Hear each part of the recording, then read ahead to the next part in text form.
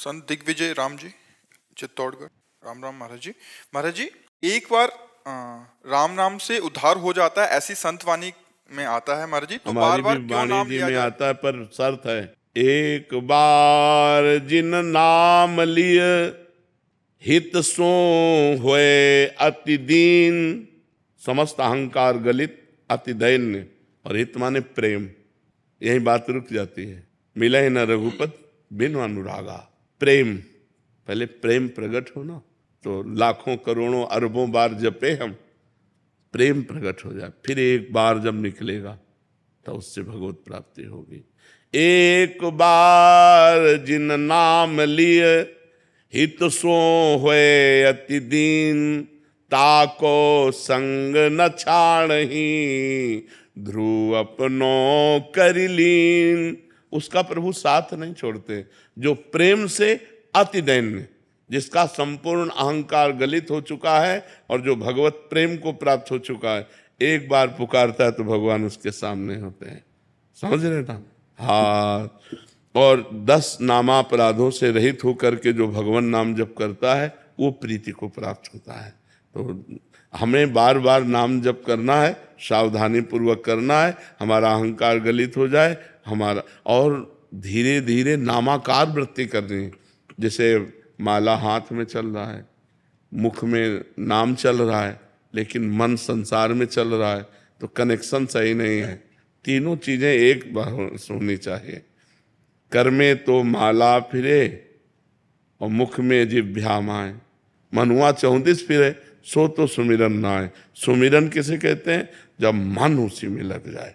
हम राम बोले और राम हमारी आंखों के सामने, राम हमारे कानों में सुनाई दे रहा है और राम का ही हमारा चिंतन हो रहा है। संपूर्णतया पूरा अंतःकरण रामाकार। वो उस भजन बहुत जल्दी, पर प्रारंभ में सबकी दशा थोड़ी इतनी होगी, इसलिए कहा जाता है भाव को भाव अनख आलस हो, नाम जपत मंगल दिशि दस हो। 10 दिशाओं में उसका मंगल होता है, चाहे भाव से जपो चाहे कुभाव से जपो, पर इतने से जब आगे बढ़ता है तब उसकी बात होती है कि मन के साथ सुमिरन होना चाहिए, क्योंकि बंधन और मोक्ष मन का है। मन विषयों में लगा तो बंधन का कारण है, और मन भगवान में लगा तो मोक्ष का कारण है। भगवान अजामिल का जैसे उदाहरण, हाँ, अंतिम समय, अंतिम समय उसका अंतिम समय था, और उसने अपने पुत्र के बहाने नारायण पुकारा। लेकिन नाम की इतनी महिमा है, भगवान के नाम की, कि नारायण तो अंतिम समय, नारायण इतने में श्वास पूरी हो गई और यमदूतों ने गला दबा दिया। उतने में भगवान के पास आ गए कि अब कैसे आपका अधिकार है, क्योंकि इसने अंतिम समय में नारायण नाम लिया है। अंतिम समय के उच्चारण के कारण, नाम उच्चारण के कारण भाव वहां नहीं था, भाव तो पुत्र का था। हाँ, बिना भाव के उसने नारायण नाम ने अपना चमत्कार दिखा दिया। यही भगवान के नाम की महिमा है। अंतिम समय के कारण उस नाम का प्रभाव पड़ा। नहीं, जीवन भर अपने पुत्र को जो पुकारा नारायण नारायण, कभी रोमांच हुआ क्या? कभी उसका भाव बदला क्या? पुत्र को पुकारता, लेकिन अंतिम समय जब नारायण पुकारा तो उसी समय भगवान के पार्षद आकर और उसको जीवन मुक्त अवस्था प्रदान की, उसको अवसर दिया। हरिद्वार में फिर जाकर उसने साधना की और भगवत प्राप्त महापुरुष हुआ। हमारे यहाँ रामचरण जी महाराज हुए भगवान आचार्य राम स्नेह संप्रदाय के, उन्होंने फरमाया है कि अजान भजिया का यह शरणाना, तो जान भजिया का कहाँ भक्त। हाँ, अगर हम जान करके नारायण नारायण जपेंगे तो हमारा कल्याण क्यों नहीं हो जाएगा? बिल्कुल बिल्कुल। एक छोटा सा और भाव है भगवान, नाम जप, सत्संग और प्राणी मात्र की सेवा, 3 अलग अलग है, पर श्रेष्ठ मार्ग क्या है भगवान? तीनों बराबर है, क्योंकि हम जैसे नाम जप कर रहे हैं तो नाम जप बिना संत संग के नहीं होगा। भजन न होई संग बिन, भजन बिना नहीं प्रेम।